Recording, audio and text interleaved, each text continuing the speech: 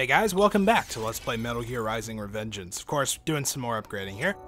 So we can still do our standard suite of upgrades to the high frequency blade, strength absorption, and energy, which we're definitely going to take advantage of. We also unlocked a new primary weapon, the high frequency machete. It's basically like the blade, except shorter and worse, so I'm definitely not going to bother with it now. However, the description says it goes great with the mariachi uniform, so maybe we'll check that out later. For now, though, I kind of need the BP for other things. So let's go ahead, and we also unlocked a new unique weapon, the Tactical Sai, which I'm going to unlock. And it's not super important to actually upgrade its strength. I don't really think it's important to upgrade its strength ever, but at least not for this chapter. It's really the secondary effect that you want to use this weapon for. However, I do want to upgrade the polearm strength. Its damage is pretty important, and it's going to get used quite a bit here. And of course, still the standard life upgrades and fuel cell upgrades. Not life, but fuel cells. And we're also going to check out the skills menu. There's one skill that I want that unfortunately requires you to buy a prior one to get. This skill is Sky High, which is basically just kind of a quicker launching move, like it'll knock enemies up into the air. I basically never use it, but we're going to have to purchase it in order to get Falling Lightning, which is a super helpful aerial move, and it's especially going to help out in a couple places in this file, so we're going to buy that. And with that, our BP is down under 3,000, so you may have thought we had a lot, but this is definitely the point where your BP supply is probably going to start to run dry.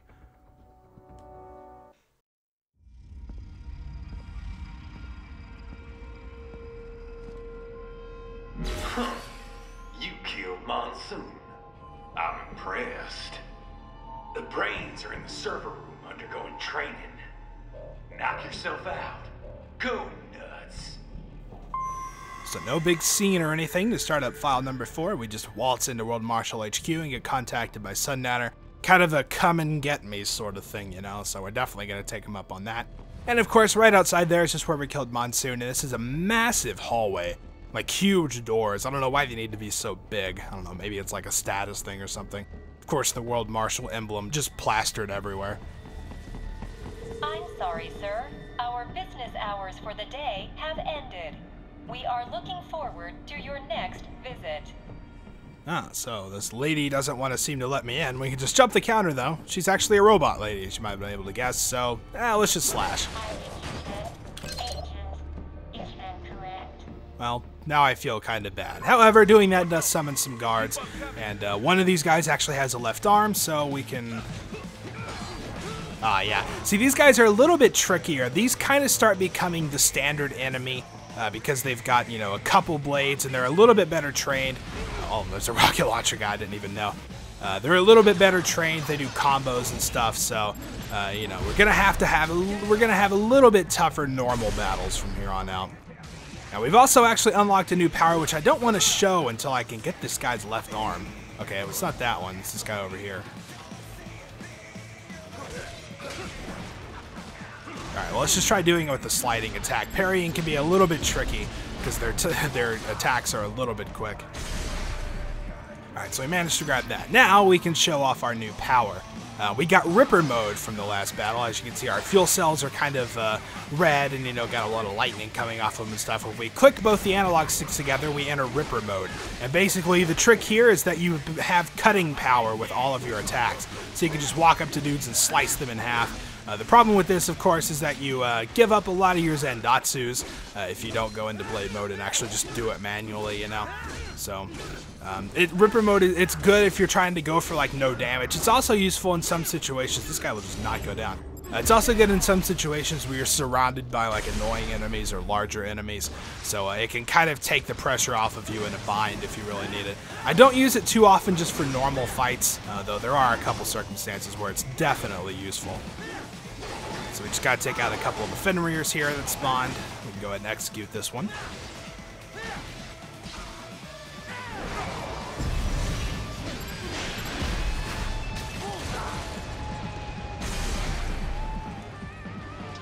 And then the next one, yeah, you can see there it's charging up its railgun to use on us. But if you just get close to it, it basically cancels it out.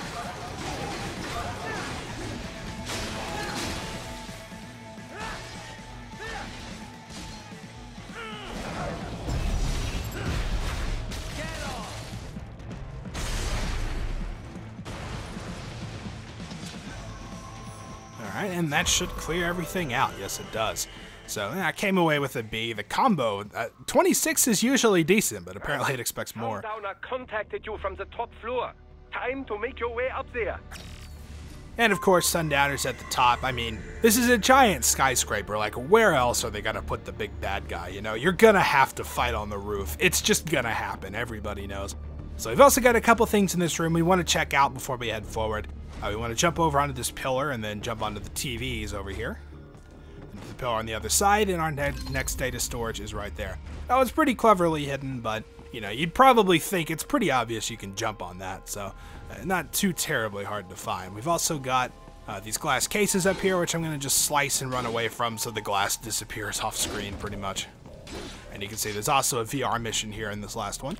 So this chest has an EM grenade. There's also lots of refills for your projectile weapons, so we can fill up on rocket launchers and homing missiles. And of course, anything we're already full on will just go straight to BP, which is useful as well. So let's get the final homing missile and our VR mission.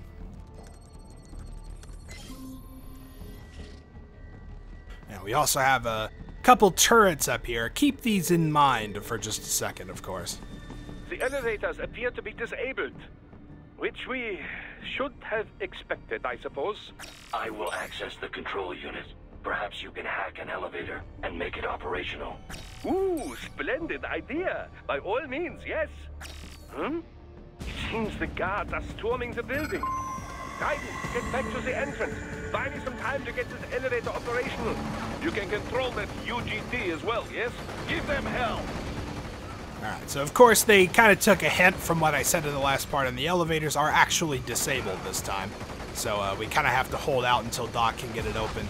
I want to take out these guys up here. These guys with shields are going to start rushing me and, you know, getting hits on. But I'd like to take out some of these guys first before I worry about them. I'm going to take a bit of damage here, but if you've got all this projectile fire coming in, it can make things a bit of a pain. And also there was one... Did I just like shoot down a helicopter? Is that what happened? Alright, so the shield guys have made it up. One of them has a left arm. So let's go ahead and break this shield. This is actually the guy we want. There we go, that got it.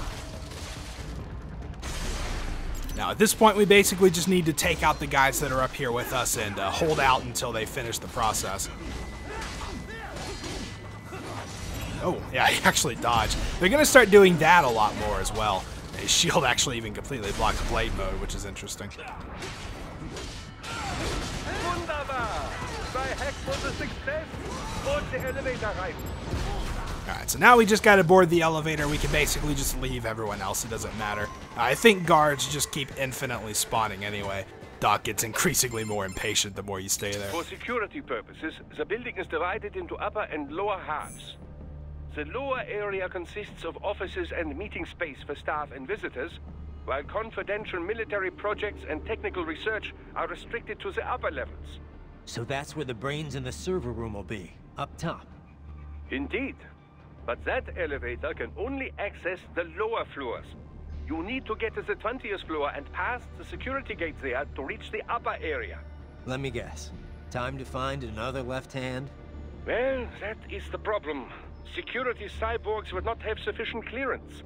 But managers and senior staff have already been evacuated, no doubt. So... The only option is to cut the power to the security gate, which will not be easy. It is powered by no less than 3 systems, including a backup power supply. You will need to destroy all of the electrical control panels to disable them. In any case, you should arrive at the 20th floor soon.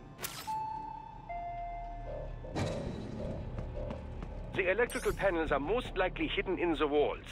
Use your enhanced AR to search for any unusual heat sources inside the walls there. Okay, so we're now on the 20th floor.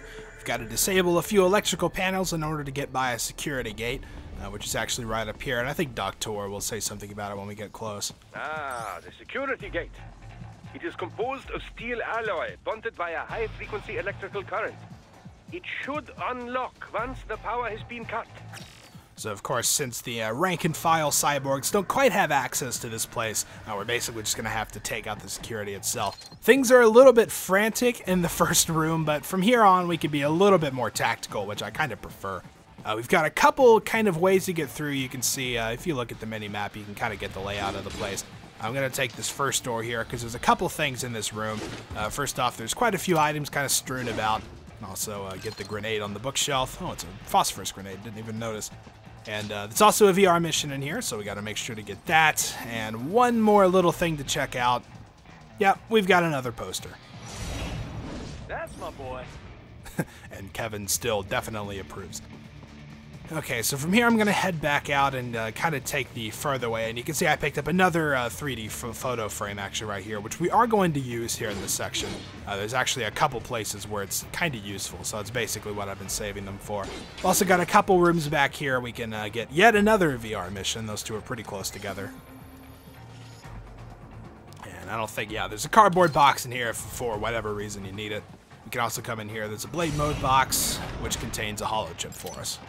So definitely if there's 5,000 BP just sitting around, make sure to get that. So we've got 4 guys in total. One of them again has left arms. They're kind of showing up left and right here. So we want to get that. You can basically, this guy's kind of by himself. This guy will stop just before the door. So at this point we can just run in and take him out. There should be an electrical panel nearby. Use your enhanced AR to locate it. And the first of the 3 panels are in here, so let's go ahead and get that one. It's also an item chest right here with some repair nano paste. And the panel we need to destroy is actually right here. We can check it out in AR. You can kind of follow these electrical wires if you're not sure where they are. But, you know, once you've done them once, you pretty much remember where they are. Down, 2 to go. Keep at it, Raiden. It's a pretty small area, all things considered. Alright, so for this guy right here, we're actually going to lure him over with one of the 3D photo frames. So we can take a look at its description. It'll take more than a girly magazine to get the attention of these cyborgs. So this is sort of a throwback to the magazines you could place in the older Metal Gear Solid games. However, this time it's in a throwable holographic form, so we can just kind of toss one out here. Put it right up against the corner. You can see this guy's definitely taking notice.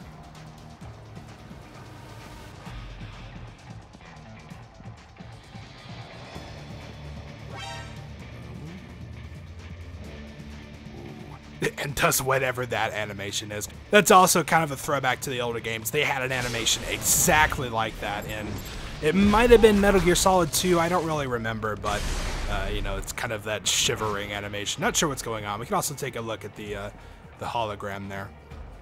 Oh, it went away.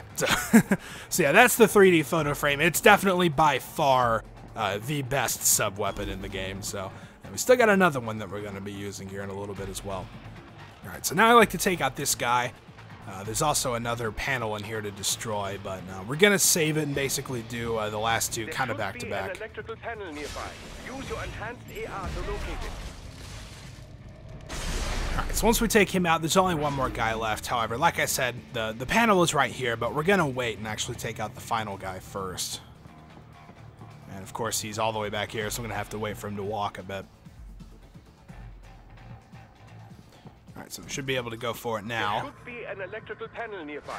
Use your enhanced AR to locate it. And of course, Doc just will not shut up about those electrical panels. Alright, so now we've taken everybody out. We're going to go back into this room over here and take out the electrical panel, which is kind of hidden behind the bookcase here. Just one more. And when we do that, Enemy headed your way, Raiden. you can see another enemy spawns. This is why I kind of waited, because this guy's going to spawn. He'll spawn in whatever room you leave last, so if you were to take out that one, he would actually spawn in the middle room. I like when he spawns here because he's pretty easy to take care of with a 3D photo frame. We just kind of step in the doorway. He'll get into caution, but he'll never move towards you, so he'll never actually see you. And we could just kind of toss it over here to the side. And then get out of his view, so he'll pay attention to it. There he goes. Then once he starts walking, we can make our way up to him. Yes. You will make me proud. Also, he's got a left arm, which I actually forgot about, but managed to salvage it at the last possible second. So there you go. Glad we didn't have to do that again. And now, of course, one more panel. Slice it. Yes, that should take care of security. Now, head back to the gate. And we can just head back to the security gate. If you get caught in this section, they'll spawn a couple more enemies to come fight you, including a raptor. However, I think that doesn't apply if you get spotted by the last guy. However, another hammer soldier will actually appear right here in front of the gate. So, take everyone out stealth-wise, it's really not too bad. Of course, tons of things we can cut up if we want, but let's just head forward. Okay, so for whatever reason, we cut the power, but still had to, like, you know, mess with the panel and everything. Not entirely sure about that, but oh well. Raiden, shall I activate your pain inhibitors now? No, keep them off. I need it this way. Well, as you wish. I must say, I have turned more than a few men into cyborgs, but you, well, your past is most, What you getting at, Doc? Most of the time, you're working with First World ex-military, grown men.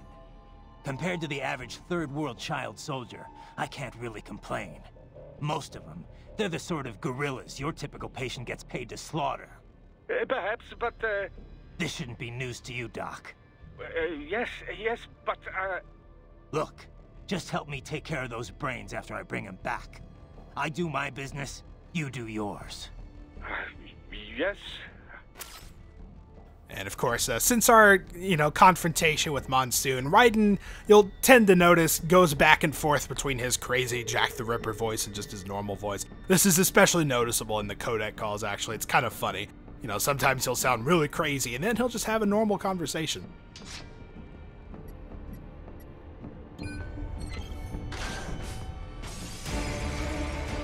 They're pouring in from everywhere. This is crazy. You do not have to fight every enemy you encounter, Raiden. Try and keep moving.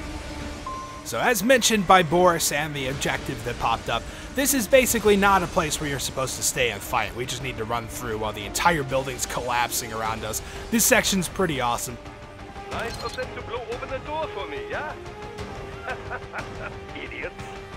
And sometimes you'll just kind of randomly get pegged by explosions. As you can see, I got hit down to 147.5 just for really no reason.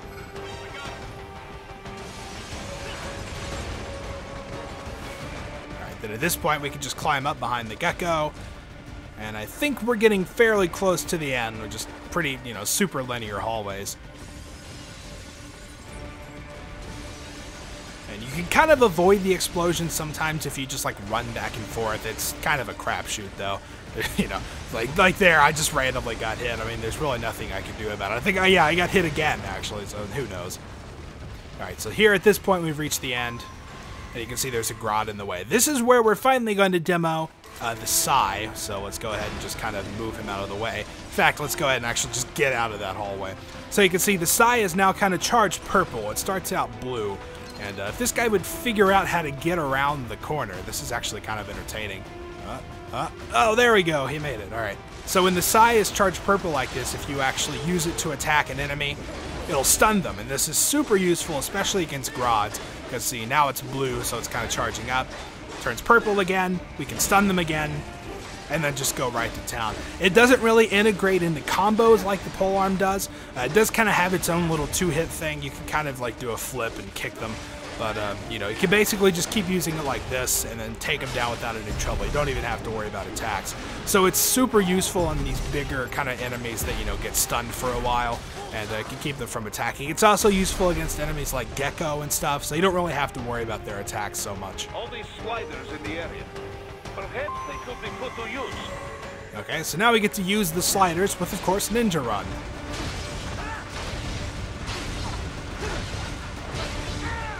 And let's cut up the final one. Boost off the explosion and start running up a building. It'll be much easier for you. This is probably one of the coolest freaking parts of this game. I love it. You kind of have to watch out for those red circles, though. I think... Oh, man.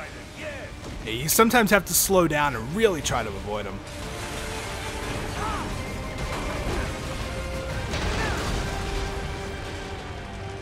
Oh my god, that's so awesome. You can see you pretty much automatically get an S rank if you run through because of the time. You get like a super bonus. The way's up now, yeah? Almost there. I have just finished analyzing the latest security data. You should find an indoor garden up ahead. A garden? Sounds fancy. A Japanese garden, to be precise. It is an area set aside for VIPs. Apparently, one of World Marshal's directors is a rather serious Japanese culture enthusiast. All right. So what's this got to do with me? Is there something I need from the garden? Not at all. You need only pass through that area to arrive at a freight elevator. I found a route to the elevator controls through the unit we hijacked downstairs. I have located the server room as well. You can reach it via the freight elevator. Great work, Doc. Elementary, my dear Raiden. Now, head for the garden. Whew, alright, man, we gotta unwind after that. Wow, that's pretty crazy. I love that section, it's really cool. So yeah, there's the, example of the Sai. I don't use it often, except for when there's big enemies like that it kind of helps take down a little bit quicker. So we've got a Japanese garden coming up ahead, which is also probably one of the cooler areas in this game. This section in particular has a lot of kind of just interesting atmosphere, as you can see when we take a look and go in. Check that out. It's really cool, actually, just to find this inside of an office building, you know. Alright, so in here, of course, we're going to have some battles. This first guy, oh, okay, he just decided to stomp in front of me, and I guess to, I don't know, show his dominance? I'm not sure. Let's go ahead and just slice him to pieces. We're going to have a couple more guys spawning. This is kind of a... Oh, man, I didn't even see that coming. I saw the red, but I couldn't actually time the attack. Alright, so yeah, this is kind of a multi-tiered battle. Oh, man, he dodged again. Oh, I'll still get him. Once we take out these guys, some more are going to spawn. Once we take out those, some more are going to spawn. So we're going to be in here for a little while, which is fine with me. I think this part actually also has its own unique battle music and also kind of ambient theme once we're done. So it's pretty cool. Whoa. Oh, I actually did get hit with a rocket there. I wasn't sure.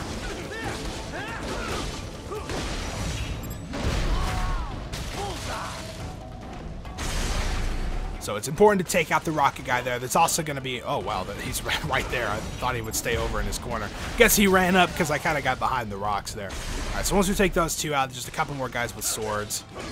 I'm telling you, I really don't like them. If you get hit by the first one, it's pretty much impossible to actually counter the second move. But, oh man, and they dodge a lot too. You can definitely tell battles are getting a little tougher.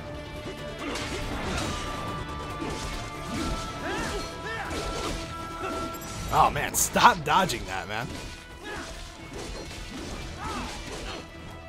There we go.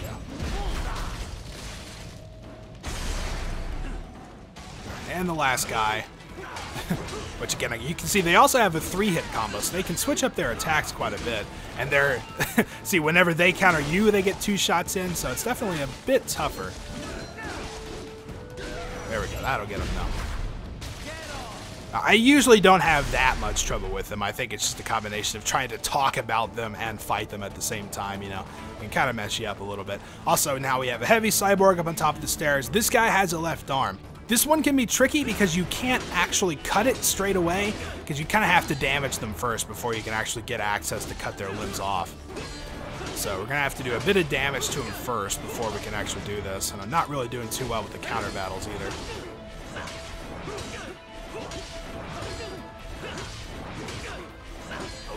There we go. Don't want to finish him though, because I'd rather just get some hits in here. And once we start getting him juggled, he'll eventually start taking limb damage and we'll be able to cut it.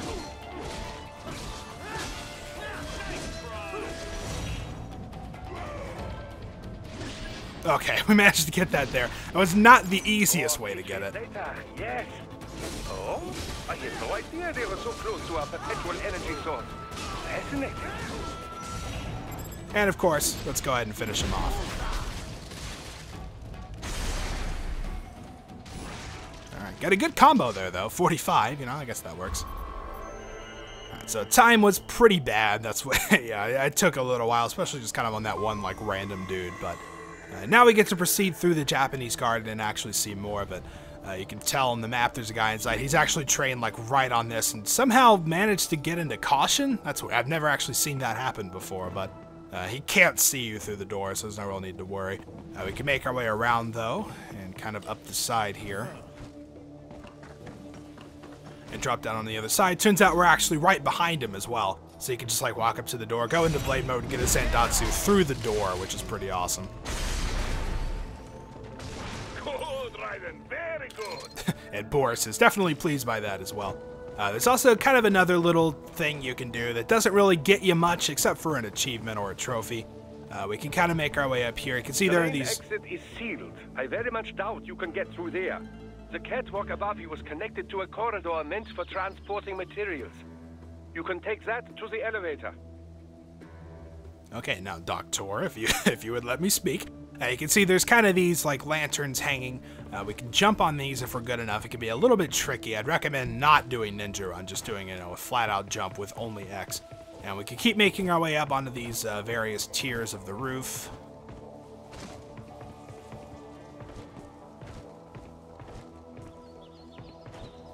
And I think just one more.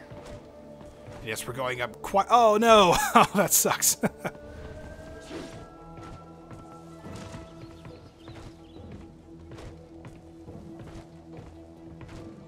Okay, and then once you reach the top, like I said, it's not a lot here, but there is this kind of little pole thing, and if we want, we can cut it up.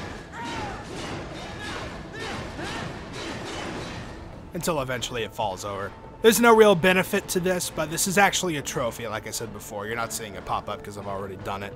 Being up here is also a pretty interesting vantage point. You can kind of see how artificial this is. You know, you can see all the spotlights coming down, and also where there's a giant light just kind of coming from out of nowhere there to light up the main area. So it's kind of cool also to just be able to get this overview. And this is helpful for stealthing this section as well, because you can see there are a couple mastiffs kind of patrolling the rooftops here. They mostly just sit in place, but they really look out over the whole thing, so these should be priority number one. We can jump down from here onto this lower roof and pretty much just sneak up on this guy from back here.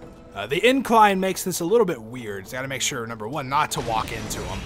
And number two, the Zendatsu is a little strange. There we go. Because you can't quite even see where you're swinging there.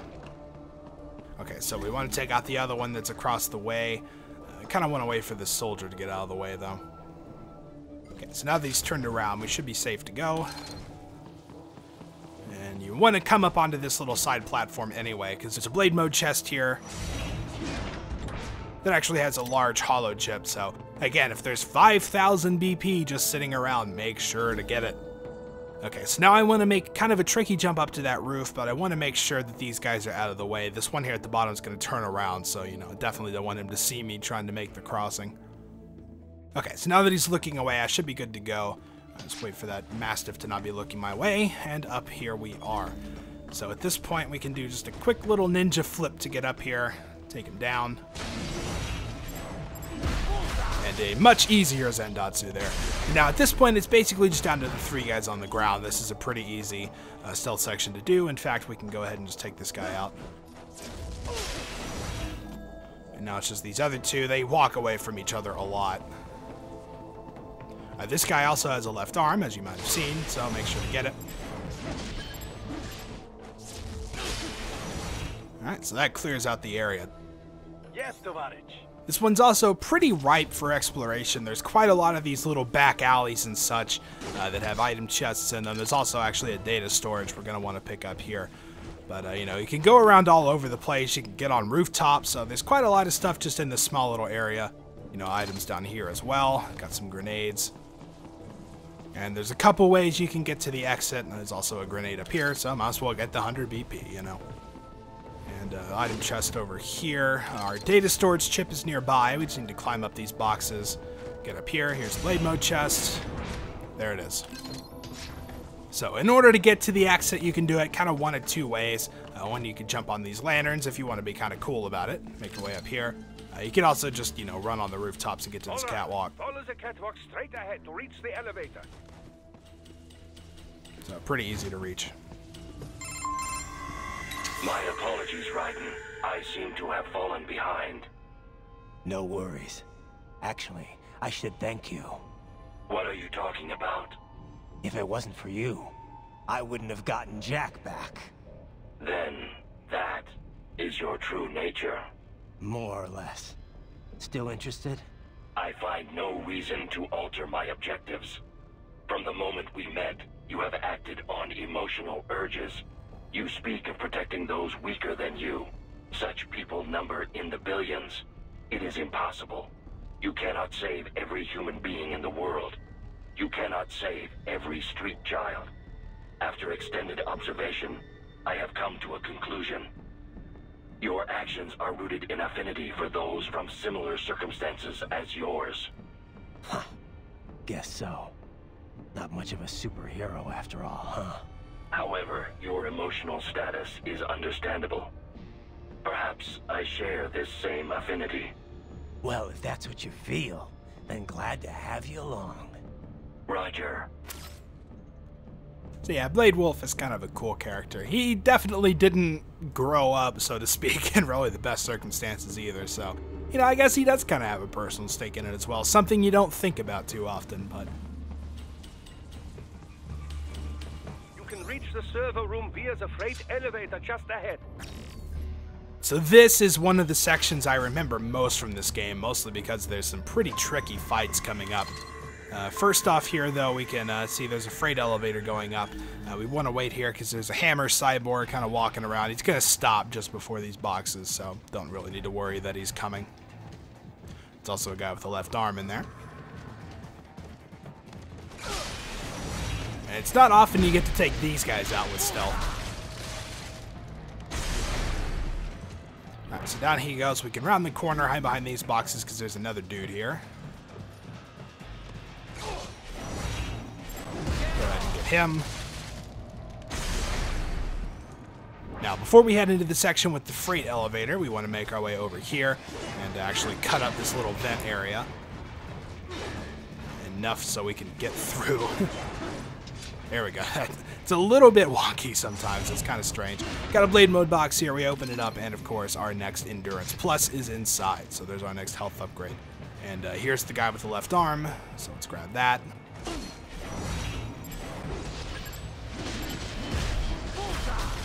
Excellent. Very well done. Okay, and we are up to 22 of those now. We've actually collected quite a few. Got some repair nano paste. We could check this place out if we want. If you fall down there, there is a way to get back up, I think. Actually, oh no, you can't even fall down there, so it doesn't matter. Just invisible wall here. It kind of takes you out of the immersion a little bit, but we can go ahead and activate this.